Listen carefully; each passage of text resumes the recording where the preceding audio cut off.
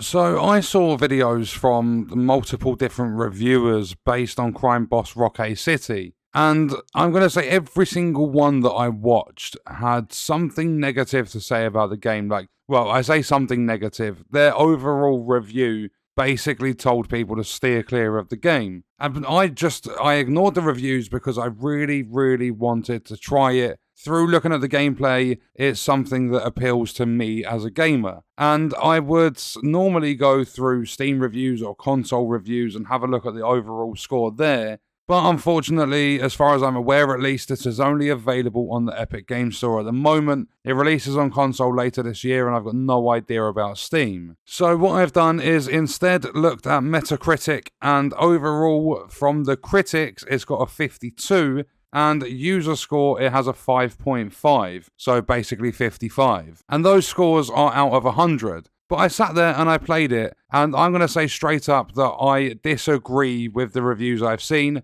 This game, Crime Boss Rockay City, is way better than people are making out. So you start off, you play the story as Travis Baker, or the story of Travis Baker, who has some competition in the drug world. There are a lot of like old-time classic sort of actors and actresses and stuff in this game. You even have Chuck Norris. But I wasn't really paying attention to any of that. I was just checking out the gameplay for this. And you start off with really small missions that involve killing a couple of enemies and grabbing your drugs back. Then eventually you'll go on to do heists and stuff, as the game is all about drugs and money. Missions later on involve things like turf wars, to where you've got to fight over a piece of territory because your end goal is to try and own the entire city. The game is a roguelike, so if you die, the whole story is over and you start again. That's if you die as Travis Baker. But you get recruits in this game as well. You get extra crew members, and if they die, it's a permadeath. And they cost money to recruit. They're not free, they're not given through story progression and things like that. So you really can't be stupid, or you're just wasting your money, and the goal is to steal money and become rich. So it's a complete waste of time, like being stupid with your crew members and stuff and risking them dying. You get rewards with it being a roguelike, like extra health, extra damage, or even new rookie crew members. You get those as you go through another playthrough. So for an example, I hit level 3 and the game says, right, you've got an extra rookie crew member. If I was to then die as Travis Baker,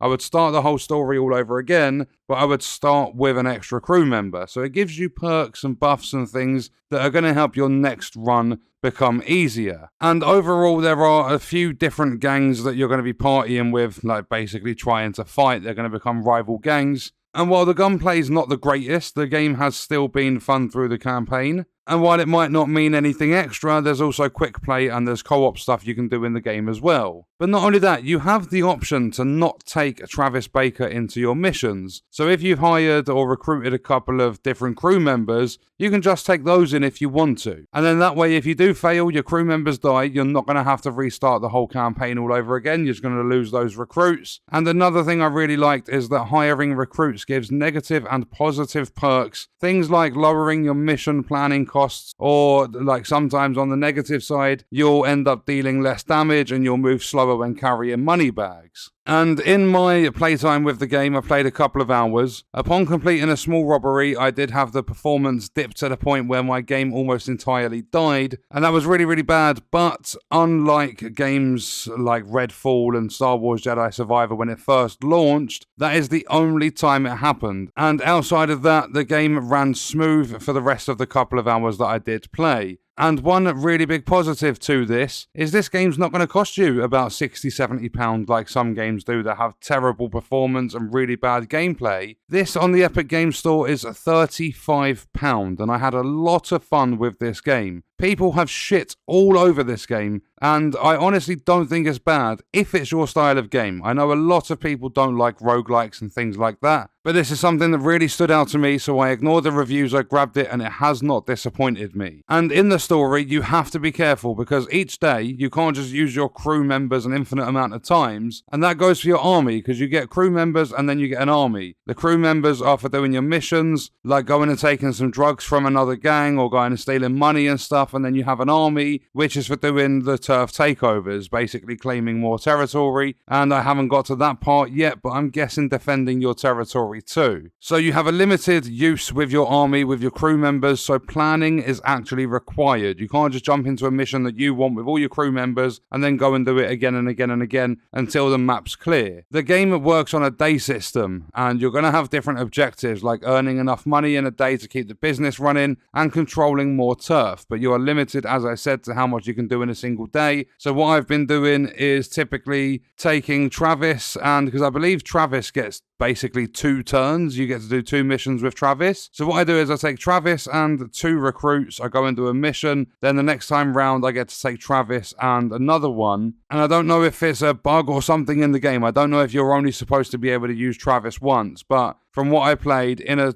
single day in the game, I was able to use him twice. But even if the game did only let me use Travis once, then I would take Travis and a crew member into a mission, and that way, once that one's done, I can do a second mission in the single day and take 2 of the crew members, providing I have 3 crew members available. Then when it comes to the army, what I've started doing is splitting it up. There is unclaimed territory, which you can just claim for yourself, but when it comes to like basically fighting rival gangs for their territory, what I've started doing is splitting it up so that it's a low risk job, but it's borderline a moderate risk. And then that way there is a chance that I'm able to do 2 turf wars in a single day. When you're doing turf wars with your army, you need to be really, really careful doing these. There are tiers to the soldiers that you get, and tier 1 soldiers can have pistols, or they can even just have a knife. So it's not great at all when there's enemies shooting at you, you've taken a knife to a gunfight. Although what you can do is you can basically sacrifice your army, you can just run at the enemy, get yourself killed, then it's going to switch you over to another one of your army members. And what happened was, like in my very first actual turf war, is I actually spawned in with a guy that's got a knife. I ran at the enemies, got myself killed, and it respawned me, like basically gave me control of another army member, and they had a pistol, so I was able to get the job done with that one. So I did have to sacrifice someone. When running missions though, like robberies and stuff, it seems as though killing guards and things is going to be the best way to do stuff. But killing guards is going to increase the police awareness and actually make things harder for you. It's by far in your best interest to try and avoid the guards and try to disable all the cameras. If you go to the security room, you interact with the monitoring system, the camera system, you can take them all offline at the same time. You can just go up to a single camera and smack it and it will be disabled, but that takes, it's basically a bigger risk of you being seen. And as I've stated, your goal in this game is to control all of the turf on the map, and while it's easier to claim territory that nobody owns, it might be more beneficial to attack territory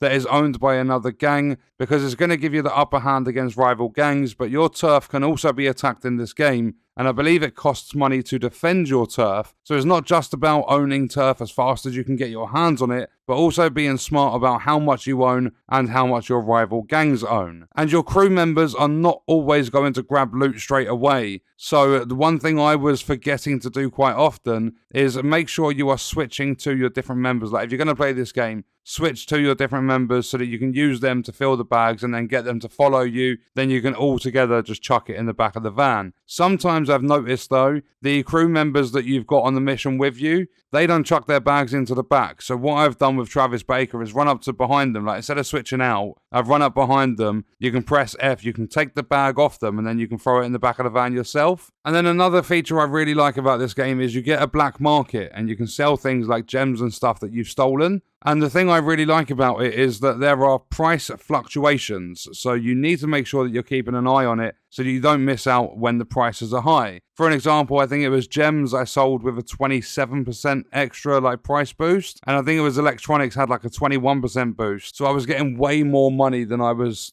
going to based on the default sort of market prices. And with that, I really, really enjoyed what I played. The mission length could have varied a bit more. The majority of missions take about 4 or 5 minutes. They're really, really short in this game. But besides that, I've had an absolute blast playing it. I cannot wait to get myself back on it. And for 35 quid, I really cannot see why it's hated so much. I get it, some people don't like the Epic Game Store. Some people aren't going to like this sort of game, this genre and things like that. and some people are going to experience a load of bugs. So there's like multiple factors that come into it. But this game has got like basically global hate, and I don't think it deserves it. I think it's a really good game. And sure, it might also be frustrating if you get close to the end of the campaign and you die. That's going to be really, really annoying, but that is how roguelikes work. And yeah, the game is definitely not perfect. In fact, some things like the gunplay aren't really that good whatsoever. But overall, I had a good time. I really personally enjoy it, and I think some of you guys will enjoy it as well. So if you're seeing negative reviews and stuff for it, even seeing positive ones, I say ignore reviews. This video has not been a review. This has just been my opinion based on what I've played. If you're seeing reviews either way, I would just, honestly, like for every single game out there, really, just ignore the reviews, purchase the game, or try it if you can. For an example, if there's ever a demo that becomes available or something like that for any game I'm talking about, then grab the demo. Always, in my opinion, try games for yourself and make up your own mind. There have been a lot of games on Steam over the past year or so that I've seen really, really bad reviews for. And part of me has wanted to ignore the games because of how bad the reviews have been, but I just go, well, fuck it. I want to play the game, I'm going to try the game. I've tried a lot of them, and a lot of them have been fun. So in my opinion, Crime Boss Rockay City is a really, really fun game. Not perfect by any means, but it's also not 70 quid. So if I was to tell you whether the game's worth playing or not, then I say it's definitely worth giving a shot. And on that note, we are going to leave the video there. If you enjoyed it, leaving a like is appreciated. If you wish to support me further as a creator, there are links in the description. Let me know your thoughts about the video in the comments. And if you want to watch more, you can click the video on screen. All support on the channel is greatly appreciated, and I hope you enjoyed it. Thank you for watching.